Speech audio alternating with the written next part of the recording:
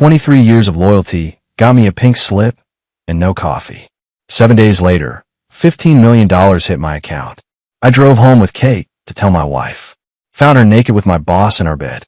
They smiled like they'd won. Fools. I own the ground they were standing on. My name is Donald Chambers. Don to everyone who knows me. I'm 51 years old, and until 3 weeks ago, I was lead infrastructure engineer at Cloud Sync Systems, one of the top cloud service providers in the Midwest. I built their entire back-end architecture, designed redundancy protocols that saved them millions in downtime. I knew every server, every node, every failsafe like they were my own children. Then came that Tuesday morning in October. I walked into the main conference room, thinking it was another strategy meeting. Instead, I found 3 executives sitting there with faces carved from stone. No coffee offered, no small talk. Just my boss, Gerald, and 2 HR representatives I'd only seen at company picnics. Gerald cleared his throat. Don, we're restructuring the engineering division. The company's moving to a more automated infrastructure model with offshore support. I remember the fluorescent lights humming above us, that flat corporate buzz that suddenly sounded deafening. After 23 years, I asked. My voice came out steady, which surprised me. We appreciate everything you've built here, one of the HR women said, sliding a folder across the table. Your severance package reflects that. I opened it. 3 months salary. For 23 years of my life, they were offering me 3 months. I didn't argue, didn't plead. I just stood up, walked out of that room, and drove home at 2 in the afternoon on a Tuesday, something I hadn't done since Wyatt was born 25 years ago. Janet's car was in the driveway when I pulled up. Our daughter Heather's wasn't. Thank God. She was probably at work, crunching numbers at Palmer Manufacturing, where she'd landed her first real accounting job right out of college. Funny how proud I'd been when she got that position. Philip Garrett himself had called to congratulate us, said he'd keep an eye on her career. Philip, our friend of 15 years. Philip, the CFO who played golf with me every other Saturday. I walked into our house in Bloomfield Hills, the one I'd mortgaged my soul to afford because Janet wanted the right neighborhood, the right schools, the right image. She was in the living room, wine glass in hand at 2:30 in the afternoon, scrolling through her tablet. Don. She looked up, startled. Why are you home? They let me go, I said flatly.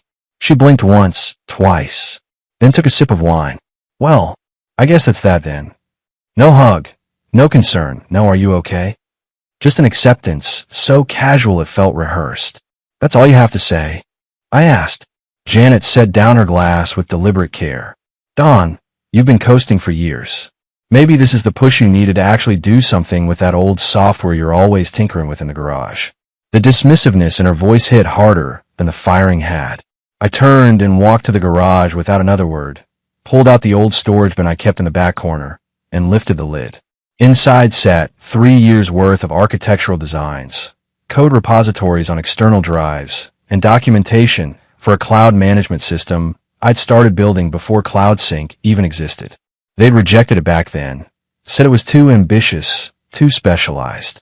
But sitting there in my garage, unemployed at 51, I realized something. The world had finally caught up to what I designed a decade ago, and nobody knew it existed except me. That night, Janet went out to dinner with colleagues from the office. She didn't invite me, didn't ask if I wanted company. She just left me, sitting in the house we'd shared for 26 years, alone with my thoughts, and a future that suddenly looked nothing like the past. I didn't know it then, but that was the last normal day of my old life. Everything after that Tuesday would be different. Some of it would be devastating. But most of it would be exactly the reckoning everyone who'd underestimated me deserved. The garage became my sanctuary. I'd wake up at 5 in the morning, make coffee strong enough to strip paint, and disappear into that cluttered space before Janet even stirred. She didn't ask what I was doing out there, didn't seem to care. She'd leave for Palmer Manufacturing around 7:30, come home after 6, and we'd orbit around each other like distant planets, cold and separate. 3 days after the firing, I had the prototype running on my old server stack. The system I designed back in 2014 was called CloudForge, a management platform that could automate infrastructure deployment across multiple cloud providers simultaneously. Back then, companies were still figuring out single cloud strategies. Now, every mid-sized business was drowning in multi-cloud complexity, paying consultants six figures to duct tape solutions together. My design solved that problem elegantly. It was modular, scalable, and built on architecture principles that were a decade ahead of their time. I'd written the core in my spare time, tested it on small networks, documented every line of code. CloudSync had reviewed it in 2015 and rejected it as too niche for current market needs. I spent 2 16-hour days modernizing the interface, updating the security protocols, and stress testing the deployment algorithms. By Friday, I had something that wasn't just functional, it was beautiful. That afternoon, I got a call from a number I barely recognized. The voice on the other end was rough, tired, desperate. Don Chambers? This is Trevor Dalton. We worked together at DataStream back in the 90s. Trevor. Yeah, I remembered him. Brilliant systems architect, terrible people skills. Left DataStream to start his own consulting firm. We'd lost touch around 2005. What can I do for you, Trevor? I asked, walking out to the driveway for better reception. I'm in trouble, Trevor said bluntly. Deep trouble. I took over a cloud integration firm 2 years ago. Promised clients we could deliver seamless multi-cloud management. We can't. Our back end is a disaster, held together with third-party services that hate each other. I've got 17 contracts about to walk, and if they do, I'm bankrupt by Christmas. I leaned against my truck, watching autumn leaves skitter across the driveway. Why are you calling me? Because 15 years ago, you showed me a prototype for something called CloudForge, Trevor said. You said it could manage deployments across AWS, Azure, and Google Cloud simultaneously. Everyone laughed at you, said nobody would ever need that. Don, everybody needs that now. Do you still have it? I looked back at the garage, at the dim light filtering through the dusty window. I might. I'll pay you whatever you want, Trevor said. His voice fractured with emotion. Consulting fees, licensing, partnership, I don't care. I just need something that works, and I need it yesterday. Send me your architecture documentation, I said calmly. Give me 48 hours. Don, I thank you. Seriously, thank you. I hung up and stood there for a moment, feeling something I hadn't felt since that Tuesday morning. Purpose. Direction. The sharp clarity that comes when you realize the thing everyone dismissed might be exactly what the world finally needs. Inside the house, Janet was on the phone, laughing about something. Through the window, I could see her pacing the kitchen, wine glass already in hand, though it wasn't even 5 o'clock. I didn't go inside. I went back to the garage, fired on my workstation, and got to work. Trevor's documentation arrived 20 minutes later. I opened it, compared it to my CloudForge architecture, and smiled. 85% compatibility. His $12 million problem was a puzzle piece missing from my decade-old design. All I had to do was fill in the gaps, and I just saved a dying company. Or more accurately, I just bought myself a ticket back into the game everyone thought I'd left for good. Trevor's architecture documentation read like a crime scene report. Overlapping API calls, redundant authentication layers, bandwidth choking on inefficient data routing. I'd seen cleaner code written by first-year students. No wonder his clients were threatening to walk. I worked through the night, mapping CloudForge core modules against his infrastructure gaps. By Wednesday morning, I had a functional integration ready. Not perfect, but stable enough to demonstrate capability. I uploaded it to a secure sandbox environment and sent Trevor the access credentials. He called me 4 hours later. His voice sounded different, lighter, almost giddy. Don, I just ran a live demo for Vanguard Logistics, Trevor said. I could hear him pacing, breathless with excitement. They've been threatening to drop us for 6 months. I showed them your system deploying their entire infrastructure across 3 cloud providers in under 8 minutes. 8 minutes, Don. Their current process takes 3 days and costs them $40,000 every time. And I kept my voice neutral, though my pulse quickened. They signed a 3-year extension on the spot, Trevor said. Not just that, they want to triple their deployment volume. Don, this thing you built, it's not just good. It's exactly what the market's been screaming for. I leaned back in my garage chair, looking at the dusty rafters overhead. How many lapsed contracts are you holding? 14 that are salvageable. Maybe 3 more if I can move fast enough. Then here's what we do, I said, and laid out the terms. $15 million. $5 million up front for exclusive licensing rights. $5 million in back-end royalties tied to client deployments, and $5 million in acquisition options if he hit quarterly performance targets. I'd retain ownership of the core IP and could license to non-competing markets. Trevor didn't hesitate. Send me the contract. I drafted it myself that night, kept the language tight and clean. My old law school buddy Raymond Blackwell reviewed it the next morning, made 3 minor adjustments, and by Friday afternoon, we had signatures on digital paper. $5 million hit my new business account 72 hours later. 1 week, 7 days from unemployed and discarded to holding more money than I'd made in 23 years at CloudSync. I didn't tell Janet. She was busy anyway, working late every night that week. Thursday, she came home at 9:30, said she'd been helping Philip prepare for board presentations. Friday, she didn't come home until after 11. I was in the garage when I heard her car pull in, watched through the grimy window as she stepped out, checked her phone, and smiled at something on the screen. She looked younger somehow, lighter. Happy in a way I hadn't seen in years. That Saturday, I stopped at a bakery in Birmingham, bought an almond chocolate torte, her favorite since our dating days. Thought maybe I'd tell her about the deal, share something good after the nightmare of the past 2 weeks. It was a stupid impulse. Naive. But part of me still wanted to believe we were in this together. I'd learned soon enough how wrong I was. The house was quiet when I pulled into the driveway around 2 in the afternoon. Janet's Lexus was there, and so was Philip's BMW.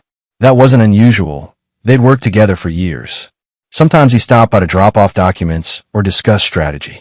But something felt off about it that day, a wrongness I couldn't name. I carried the bakery box inside, set it carefully on the kitchen counter.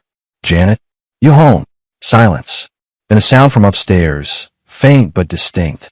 Movement, and a low voice that definitely wasn't my wife's. My feet moved on autopilot, carrying me up the stairs while my brain tried to construct innocent explanations. They were reviewing financial reports, going over presentations, discussing Heather's career trajectory. The bedroom door was barely open, just a sliver of light cutting into the dim hallway. Through that gap, I saw enough. Janet was in our bed, sheet pulled across her chest, but not high enough to hide the obvious. Philip sat next to her, shirtless, his expensive watch catching the afternoon light. They were laughing about something, intimate and easy, like they'd done this 100 times before. Philip saw me first. His face went through 3 expressions in rapid succession: satisfaction, recognition, panic. I pushed the door open all the way, stood there for 5 full seconds. Neither of them said anything. What could they say? Dawn, Janet started, pulling the sheet higher. I turned without a word, walked back downstairs with footsteps that made no sound on the hardwood. Behind me, I heard frantic rustling, Janet calling my name, but I kept moving. Grabbed the tour box off the counter, walked out the front door, got in my truck. Janet appeared on the porch in a robe, hair disheveled, face pale. Dawn, please, we need to talk about this.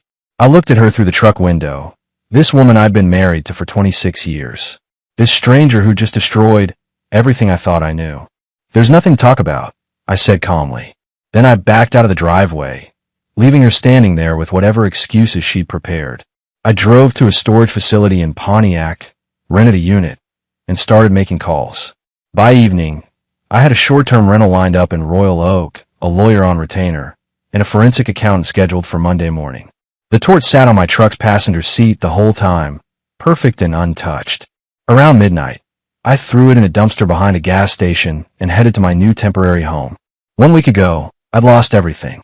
Now I'd gained $15 million and lost a marriage.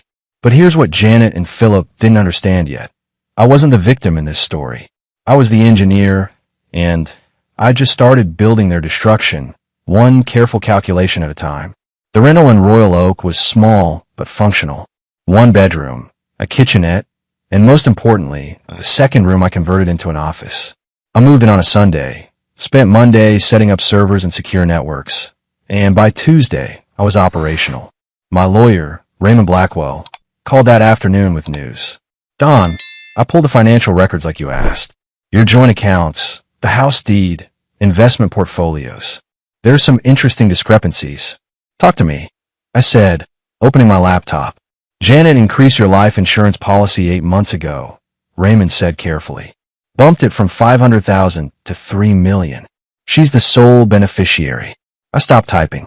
I didn't authorize that. Your signature's on file with the insurance company. Digital authorization through your joint account portal. I'm sending you the timestamp data now. The email arrived seconds later. I opened the document, scanned the metadata. The authorization had been submitted at 2:15 on a Thursday afternoon in February.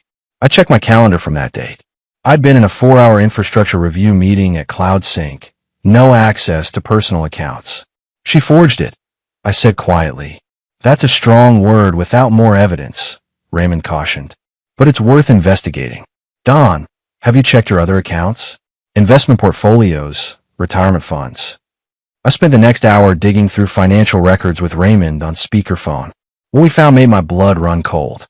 3 investment accounts that had been in my name are now managed through a proxy firm called Silver Point Capital. The paperwork showed my authorization, but I'd never heard of Silver Point Capital. Raymond did a corporate search. Silver Point is a Delaware holding company, registered 8 months ago. The managing partner is... He paused. Philip Garrett. I sat back, the pieces falling into place. 8 months. That's when Janet had started working late. When Philip had suddenly become a fixture at our house. Always with work excuses. Always charming and friendly. They've been planning this, I said. The affair, the insurance policy, moving assets. How long before they decided an accident will be more convenient than a divorce? Don, that's speculation, Raymond warned. But we need to document everything. I'm recommending you hire a forensic accountant and a private investigator. Today, I made both calls before the hour was out. The forensic accountant, a sharp woman named Teresa Flynn, agreed to start immediately. The private investigator was a former FBI agent named Jack Reeves. He'd been retired 5 years, but still had connections and a reputation for thoroughness. Jack started surveillance on Janet and Philip that evening. Teresa began untangling the financial web the next morning. Meanwhile, I started my own project. I created a new company, registered in Nevada, with layers of LLC protection. Called it Infracore Solutions. Quiet, unremarkable, impossible to trace back to me without serious digging. Then I started purchasing dormant technology companies that held expired patents in cloud infrastructure, patents that overlapped with systems Palmer Manufacturing used for their financial modeling software. The same software Philip had helped implement 3 years ago, back when I consulted on their IT infrastructure as a favor to Janet. By Friday, I owned 4 shell companies with legal claims to technology Philip's division relied on daily. I filed compliance requests with their vendors, triggered automatic reviews that would take weeks to resolve. Nothing dramatic, nothing obvious, just small cracks in the foundation, invisible until the weight above became too much to bear. Heather called on Saturday morning.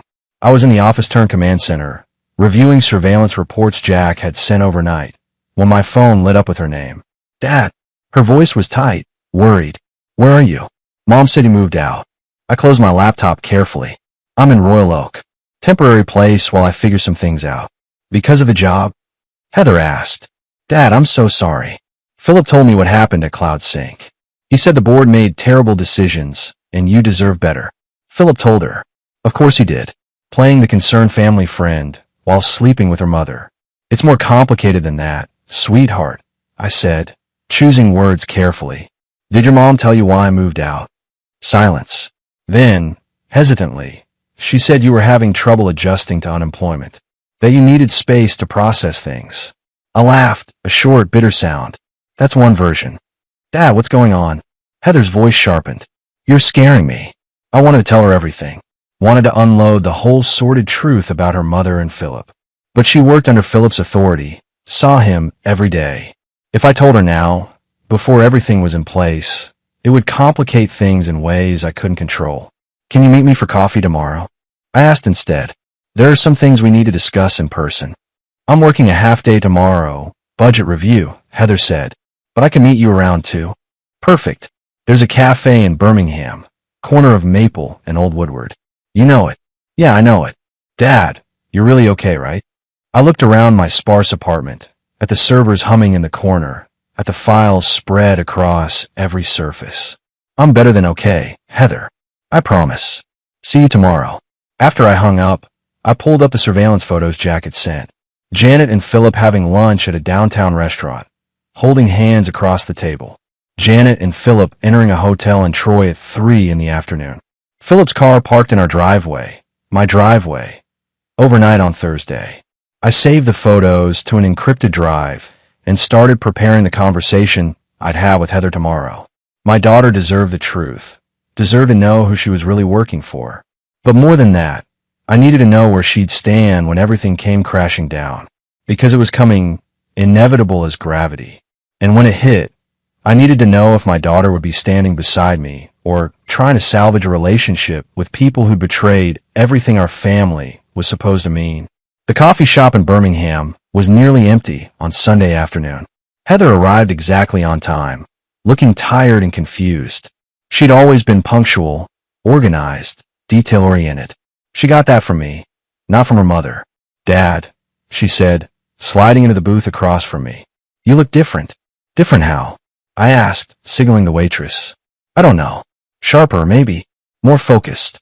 She studied my face. "What's really going on?" I pulled out my tablet, opened a folder, and turned it toward her. The first photo showed Janet and Philip at a restaurant, hands clasped across the table. The second showed them entering a hotel. The third was time-stamped from 3 nights ago. Philip's BMW parked in our driveway at 11:30 at night. Heather stared at the screen, her face going pale. "When did you take these?" "I didn't. A private investigator did."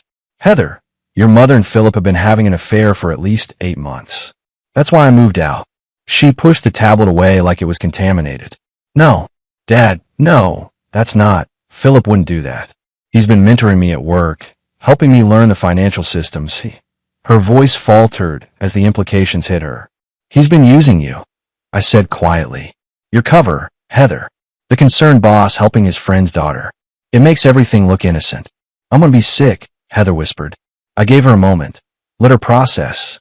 The waitress brought coffee neither of us had ordered, seemed to sense the tension, and disappeared quickly. "There's more," I said. "Philip and your mother have been moving money around. Life insurance policies I didn't authorize, investment accounts transferred to companies Philip controls. Heather, I think they were planning something worse than divorce." She looked up sharply. "What do you mean?" "I mean a $3 million life insurance policy I supposedly signed for, except I was in meetings when the authorization went through. I mean investment portfolios suddenly managed by firms I've never heard of. I mean your mother asking detailed questions about my daily routines, where I drive, what roads I take home." Heather's hand trembled around her coffee cup. "You think they were going to—" She couldn't finish the sentence. "I think they were keeping options open," I said carefully. "But I documented everything, hired lawyers and accountants. They can't move now without me knowing." "What do I do?" Heather asked. "I work for Philip. I see him every day. How do I just act normal?" "You don't have to do anything," I told her. "In fact, it's better if you don't. Keep going to work. Keep being professional. Don't let them know you know. Can you do that?" She nodded slowly. "Dad, I'm so sorry. I had no idea. If I'd known." "You weren't supposed to know. That's how these things work." I reached across the table, squeezed her hand. "But Heather, I need to ask you something important. When this all comes out, when the legal action starts and everything becomes public, where will you stand?" "With you," she said immediately. "Always with you, Dad. You're my father. Philip is just some guy I work for." She paused. "I'm going to start looking for another job tomorrow." "Good girl," I said. "But Heather, be careful. Don't do anything sudden that might alert them.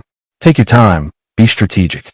And if you see anything suspicious at work, documents being destroyed, files being moved, you tell me immediately." "I will," she promised. After Heather left, I sat in that booth for another hour, watching through the window as autumn leaves scattered across the parking lot. My daughter was on my side. That was one piece in place. Now I just needed to talk to Wyatt in New Zealand and make sure both my children understood what was coming. Philip fell to first. Jack's surveillance reports showed him staying late at Palmer Manufacturing 3 nights in a row, reviewing documents, making phone calls that lasted well past midnight. On Wednesday, he had a heated argument with someone in the parking lot, gesturing angrily, clearly stressed. The compliance reviews I triggered were starting to bite. Palmer Manufacturing software vendors had flagged discrepancies in licensing agreements, systems that used architecture covered by patents my shell companies now owned. Nothing illegal yet, just questions that needed answers. Questions that required lawyers and audits, and time nobody wanted to spend. Janet noticed too. Jack caught her outside Philip's office on Thursday afternoon, their body language tense, worried. She'd stopped coming home to the house in Bloomfield Hills. According to property records I'd pulled, she was staying at Philip's condo in Troy. Good. That simplified things. Teresa Flynn, my forensic accountant, called Friday morning with an update. Don, I found something interesting in the Silver Point Capital documents. The company was established using seed money from Palmer Manufacturing's Executive Discretionary Fund. That's potentially a corporate governance violation if it wasn't properly disclosed. Can you document it? I asked. Already done. I've also traced 3 transfers from your joint accounts to Silver Point that Janet authorized without your knowledge. Those are prosecutable as fraud if you want to pursue it. Not yet, I said. Let's keep building the case. The more we have, the more leverage we have. That afternoon, I got a call from Wyatt in New Zealand. He'd been harder to reach than Heather, working on a research project in some remote part of the South Island with spotty cell service. Dad, I just got your messages, Wyatt said, his voice tinny and distant. All 10 of them. What's the emergency? I explained everything. The affair, the financial manipulation, the insurance policy, the investigation. Wyatt listened without interrupting, which had always been his way. Think first, react later. So basically, Mom tried to set you up, and now you're systematically destroying her and Philip's lives, Wyatt summarized when I finished. That's one way to put it, I admitted.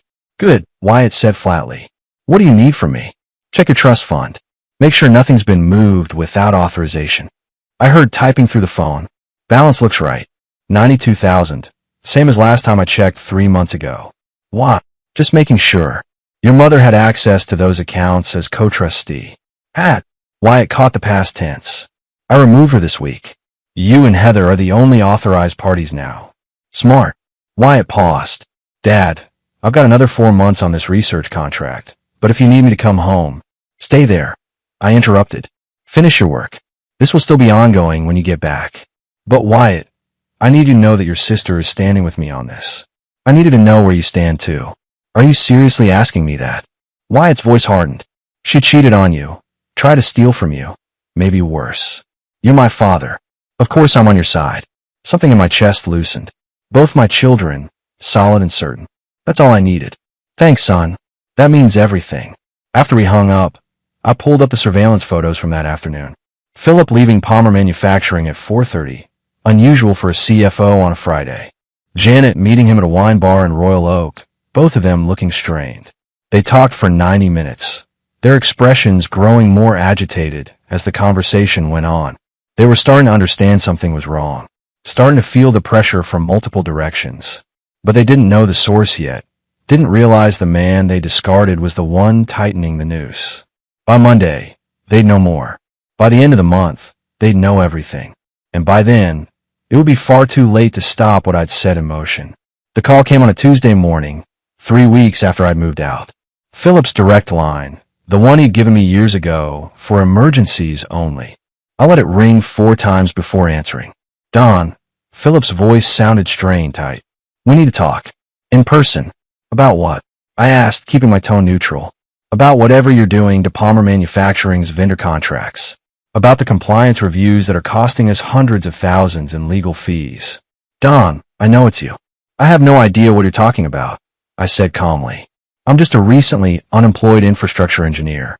What could I possibly do to a major manufacturing firm? Cut out, Philip snapped. The shell companies, the patent claims, the timing. It's too precise to be coincidence. What do you want? Money? I can arrange a settlement. Something fair for both of us. Both of us. I repeated slowly. That's interesting phrasing, Philip. Like we're partners in something. Silence on his end. Then, carefully, Don, I know you're angry about Janet. I understand that. But destroying my career won't fix your marriage. My marriage. I laughed, a cold sound. Philip, my marriage ended the day you decided sleeping with my wife was worth more than 20 years of friendship.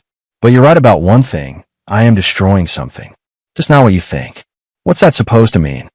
It means you should check the deed on the Bloomfield Hills property, I said. The house you've been staying at with my wife. Might want to verify who actually owns it. I hung up before he could respond. 20 minutes later, Jack sent me a surveillance photo. Philip's standing in Janet's driveway, holding his phone, face pale as snow. Next to him, Janet, gesturing frantically, clearly trying to calm him down. They just discovered what I'd known since the forensic audit began. The house wasn't in Janet's name. It had been transferred into a business trust back in 2016 during a property tax reassessment. The trust was owned 98% by a holding company, and that holding company's majority shareholder was listed as Donald J. Chambers. I'd convinced Janet it was a tax strategy, signed the documents in a stack of refinancing paperwork she'd barely glanced at. She'd been so focused on the monthly payment reduction, she never questioned the ownership structure. Now she and Philip were standing on property I could legally reclaim any time I chose. The next photo Jack sent showed Philip making frantic phone calls. The third showed a luxury sedan pulling up, a lawyer probably, given the expensive suit and briefcase. Teresa Flynn called an hour later. Don, someone just tried to access the Silver Point Capital accounts. 3 failed login attempts from an IP address registered to Palmer Manufacturing. They're panicking. Good, I said. Let them panic. What's the status on the insurance policy investigation?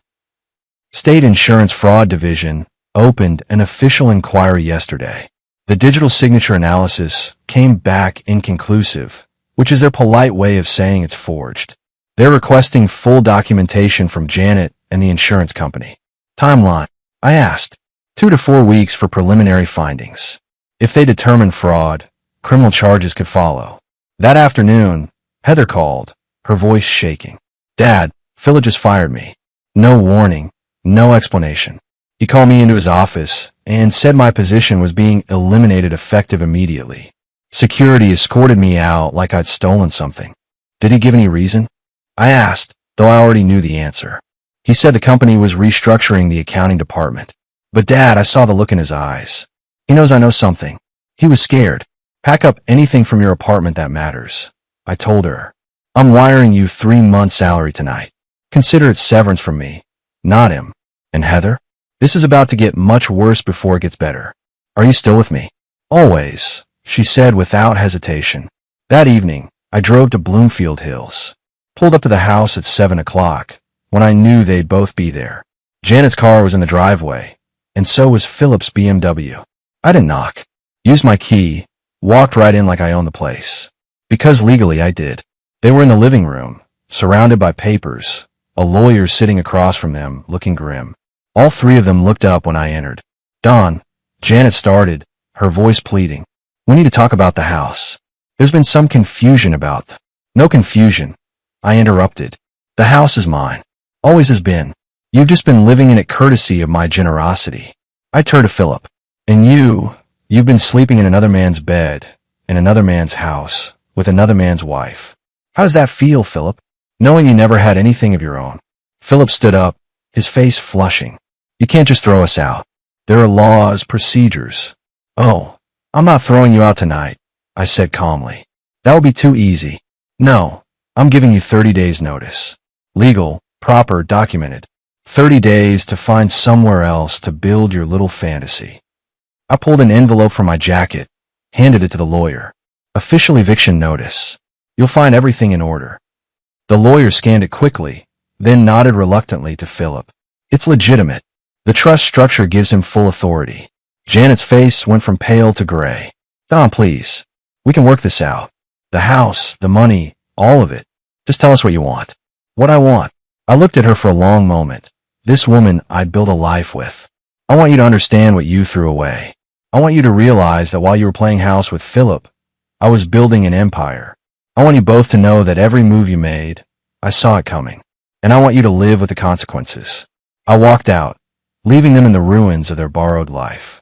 Behind me, I heard Philip's voice, rising in panic. Oh my God, it's all gone. The accounts, the assets, everything. He's taken everything. I smiled as I got in my truck. Not quite everything, Philip. Not yet. But soon. For months past. The house in Bloomfield Hills sold for $2.3 million, well above market value. I didn't keep it. Too many bad memories buried in those walls. I bought a smaller place in Northville instead, modern and clean, with a dedicated workshop where I could build things that mattered. CloudForge expanded beyond anything I'd imagined. Trevor's company landed 6 more major contracts, and my back-end royalties were generating $200,000 a month. I'd licensed the technology to 3 other firms, all non-competing markets, each one desperate for the infrastructure solution I designed a decade too early. Infracore Solutions, my shell company, absorbed 2 more dormant tech firms and became a legitimate player in the cloud architecture space. I hired a small team, mostly young engineers hungry to prove themselves, and we started developing next-generation protocols that made CloudForge look like basic arithmetic. Philip wasn't so fortunate. Palmer Manufacturing's board launched a full investigation after the compliance reviews uncovered licensing irregularities. They discovered the Silver Point Capital connection, the unauthorized use of corporate funds, and the conflict of interest with Janet. Philip was terminated in September. No severance, no references, just a quick exit and a non-disclosure agreement that kept the details quiet to protect the company's reputation. He tried to fight it, hired an expensive law firm, but the documentation Teresa and I had assembled was bulletproof. By October, he'd settled into a junior financial analyst position at a mid-tier consulting firm in Ohio. Quite a step down from CFO. Janet fared slightly better, but not much. She kept her position at Palmer Manufacturing briefly, but the whispers followed her everywhere. The woman who destroyed a CFO's career for an affair. The wife who betrayed a loyal husband. In corporate environments, reputation is currency, and hers was worthless. She resigned in November, citing personal reasons. Last I heard, she was working part-time at a small accounting firm in Ferndale. The insurance fraud investigation concluded with a finding of insufficient evidence to prosecute, but the policy was voided, and Janet was blacklisted by every major insurance carrier. The $3 million she counted on evaporated like morning fog. The divorce was finalized on a cold day in December. No alimony, given the infidelity documentation. Asset split was 65/35 in my favor, reflecting the hidden accounts and fraudulent transfers. Janet walked away with her retirement account, her car, and about $300,000. I walked away with everything else. Heather found a better position at a tech startup in Ann Arbor, heading their financial operations department. She and I had dinner every Sunday, rebuilding the relationship that Janet's betrayal had fractured. Wyatt came home for Christmas, brought his girlfriend from New Zealand. We spent the holiday in my new house, just the 3 of us and her, cooking dinner and watching old movies. No drama, no tension, just family. On New Year's Eve, I stood in my workshop, looking at the server racks humming quietly in the corner. CloudForge's heartbeat, steady and strong. I thought about that Tuesday in October when they'd fired me, when Janet had barely looked up from her wine, when I'd felt like my life was ending. They'd meant to break me. Instead, they'd freed me. My phone buzzed with a text from Trevor. Happy New Year, partner. Q4 numbers just came in. We cleared $18 million in revenue. Your royalty check is in the mail. I smiled, typed back a quick thanks, and poured myself a bourbon. Outside, fireworks started going off somewhere in the neighborhood. Bright bursts of color against the winter sky. I'd lost a job, a marriage, and a friend. But I'd gained something more valuable. Proof that the man they discarded was never weak, never finished, never even close to defeated. I was just getting started. And this year, I was going to build something that would make CloudForge look like a practice run. Happy New Year indeed.